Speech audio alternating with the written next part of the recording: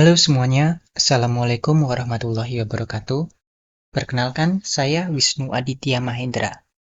Oke, di kesempatan kali ini kita akan membahas yang namanya kekongruenan dan kesebangunan. Kalian tahu gak sih apa itu kekongruenan atau contoh-contohnya? Nah, di sini kita akan bahas topik yang pertama, yaitu kekongruenan. Di sini penjelasannya yaitu dua bangun datar dikatakan kongruen jika bentuk dan ukurannya itu sama persis. Artinya, setelah digeser, diputar, ataupun dicerminkan, bangun tersebut itu ukurannya akan tetap dan saling menutupi. Di sini ciri-ciri dari kekongruenan yaitu yang pertama, panjang sisi yang bersesuaian itu akan sama. Yang kedua, besar sudut yang bersesuaian itu juga akan sama. Bentuknya itu pun akan identik. Nah, di sini contohnya dapat dilihat ya. Jadi kekongruenan itu bentuk yang sama. Misalkan diputar, dibalik, itu ukurannya itu akan tetap sama. Jadi, kekongruenan itu adalah bentuknya yang sama. Sudut yang bersesuaian itu juga akan sama. Sisi-sisinya juga akan sama besar. Gimana? Udah mulai paham? Nah, kita lanjut ke selanjutnya, yaitu tentang contoh. Di sini sudah terlihat ada dua segitiga. Dan jika kedua segitiga PQR dan segitiga XYZ adalah kongruen, tentukan besar sisi segitiga yang ada di sebelah kanan. Nah, di sini kan segitiga di sebelah kanan ini belum diketahui nih. Ini sudah jelas ya, ada sudut A. Di sini juga ada sudut U. Jadi, sudah terlihat jelas bahwa E ke Y ini akan sama P ke Q. Dan X ke Z ini akan sama P ke Y. Y ke Z ini akan sama Q ke Y. Nah, jadi bisa terlihat jelas ya bahwa segitiga ini kongruen. Jadi ukurannya itu akan sama dan panjang-panjang sisinya juga akan sama. Jadi kesimpulannya kongruen itu bentuk dan ukuran itu akan sama persis. Meskipun diputar, dibalik itu tidak akan berubah ukurannya. Selanjutnya, kita akan masuk ke topik yang kedua, yaitu tentang kesebangunan. Kalian tahu nggak sih apa itu kesebangunan?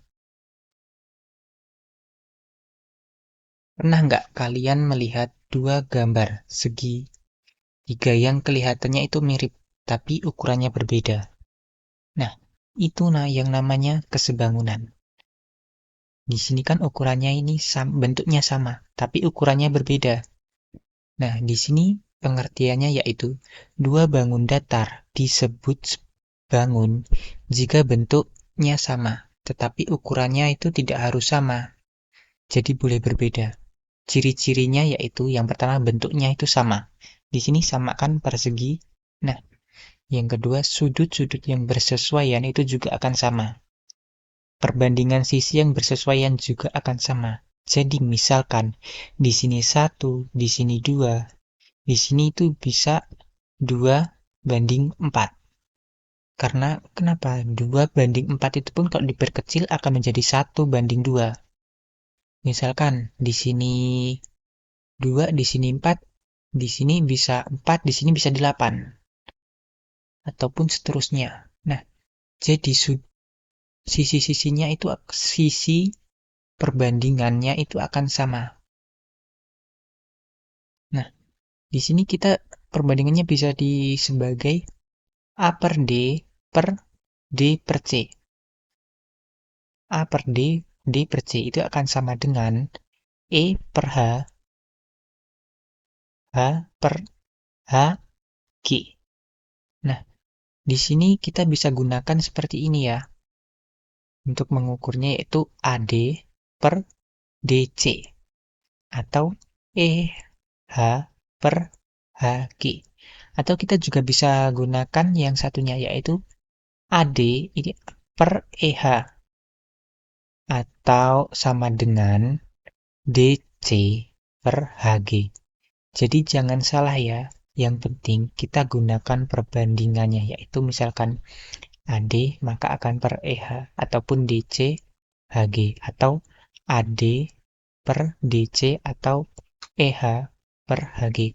Yang tidak bisa yaitu kalau misalkan kita AD per HG, ataupun DC per EF. Nah, yang penting itu sisi-sisinya ini. Misalkan ini akan sama dengan ini. Atau ini kita sesuaikan dengan ini. Ya, oke. Mana? Udah mulai kebayang? Oke, kita langsung masuk ke contohnya saja.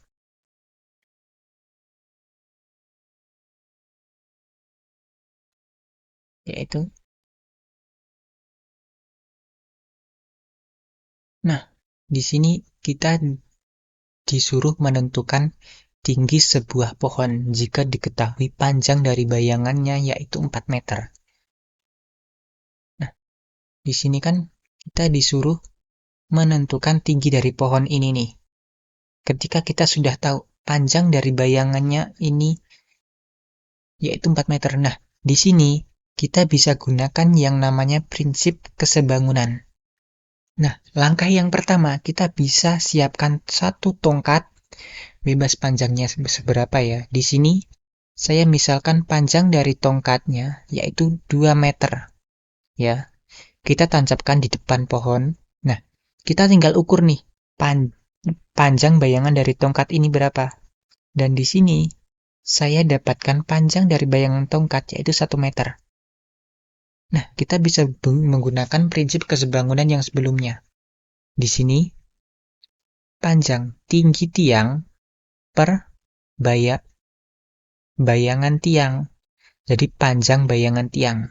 Tinggi tiang per panjang bayangan tiang. Ini sama dengan tinggi pohon per bayangan pohon.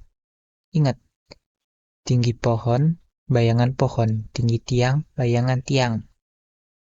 Nah, kita kan udah tahu nih. Tinggi tiang itu kan 2 meter. Sedangkan bayangan tiang itu 1. Sama dengan tinggi pohon, kita kan belum diketahui. Kita misalkan sebagai K.